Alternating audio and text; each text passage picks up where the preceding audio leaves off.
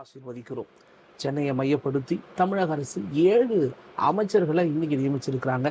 ஜெபிக்கிறவளா இருக்க வேண்டிய நீங்களும் நானும் நிச்சயம் அவங்களுக்காக ஜெபிக்கணும். அதை மையப்படுத்தி 7 ஜெப குறிப்புகள். முதலான ஜெப குறிப்பு என்னன்னா, யாக்கோப்பு 1:5 படி எப்படி ஆண்டவர் சாலமோனுக்கு ஒரு ஞானத்தை கொடுத்தாரோ, அந்த ஞானத்தினால அவங்க நிரப்பப்பட்டிருக்கிறாங்க. இன்னும் நடத்தப்படணும், நிரப்பப்படணும்னு சொல்லி நம்ம ஜெபிப்பது நம்முடைய கடமை. ஏன்னா சென்னை மக்களுக்கு சேவை செய்ய அழைக்கப்பட்டிருக்கிற அவர்களுக்குள்ள அப்பேற்பட்ட அந்த சாலமோனின் ஞானம் நம்முடைய நம்பிக்கையின்படி வேதாகமத்தின் அடிப்படையில் ஜெபிப்பது நம்முடைய கடமை. அதனால் தொடர்ந்து வாய்களை அறிக்கை பண்ணி பேர்களை சொல்லி அவங்களுக்காக ஜெபிங்க. தேவன் உங்களை ஆசீர்வதிப்பார். ரெண்டாவது ரொம்ப முக்கியமான ஒரு காரியம் என்ன அப்படின்னா, நேர்மையாக அவங்க இருப்பதற்காக நம்ம ஜெபிக்கணும். நீதிமொழிகள் 11:3 படி வசனம் இது. ஏன்னா அதாவது ஊழலாக இருக்கலாம், சுயநலமாக இருக்கலாம், தவறான சில ஆலோசனைகள், இது எல்லாத்துலேருந்தும் நேர்மையும் நீதியும் ஒரு நாள் விட்டு விலகாமல் அவங்க தேவ கிருபையில் ஆட்சியை அடையாளப்படுத்தணும்னு சொல்லி நம்ம ஜெபிப்பது நம்முடைய கடமை. நீதிமொழிகள் 11:3 படி நம்ம ஜெபிக்கலாம். நிச்சயம் தேவன் அற்புதத்தை செய்வார்.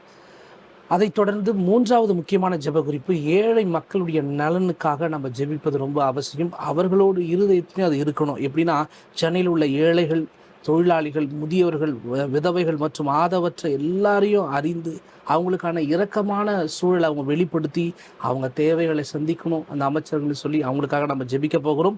நீதிமொழிகள் 31:8 வசனம் 9வது வசனத்தின்படி இதுக்காக ஜெபம் பண்ணுங்க. தேவன் உங்கள் வாழ்க்கையில் அற்புதம் செய்வார்.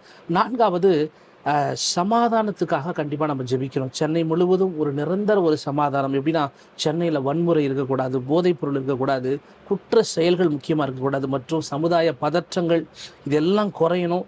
அமைச்சர்கள் சமாதானத்தை நிலைநாட்டவும் கருவியாக இருக்கணும்னு சொல்லி நல்லா ஜெபிச்சுட்டு படுங்க.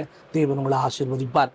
பாருங்கள், 5வது இளைஞர்களுடைய எதிர்காலம் சென்னையில் நல்ல பிரகாசமாக இருக்கணும். ஏன்னா கல்வி, வேலைவாய்ப்பு, திறன் மேம்பாடு மற்றும் அவங்களுடைய மதிப்பின் அடையாளம், வளர்ச்சி, தனிப்பட்ட வாழ்க்கையில் இதெல்லாம் திடப்படுத்தி அவர்களை உருவாக்குவதற்கு அமைச்சர்கள் ஒரு கருவியாக, உதவியாக கண்டிப்பாக இருக்கணும்னு சொல்லி நல்லா ஜெபிச்சுட்டு படுங்க. தேவனுக்கு அவங்க வாழ்க்கையில் அற்புதம் செய்வார். 6வது உடல் நலம் மற்றும் பாதுகாப்புக்காக நம்ம ஜெபிக்கணுங்க. ஏன்னா அமைச்சர்களுடைய உடல் நலம், அவங்களுடைய குடும்பம், அவங்க பணி கர்த்தர் பாதுகாக்கணும். அவர்கள் தேவ சேட்டையின் கீழே அடைக்கலமாக இருக்கணும். அதுக்காக ஜெபம் பண்ணுங்க. ஏசாயா 40:31 படி. அதே மாதிரி 5வதுக்கு ரெஃபரன்ஸ் சொல்லலை, எரேமியா 29:11 படி ஜெபம் பண்ணுங்க. 7வது கடைசி என்ன அப்படின்னா, தேவ பயத்துடன் ஒரு ஆட்சி அங்கே நடக்கணுங்க. ஏமே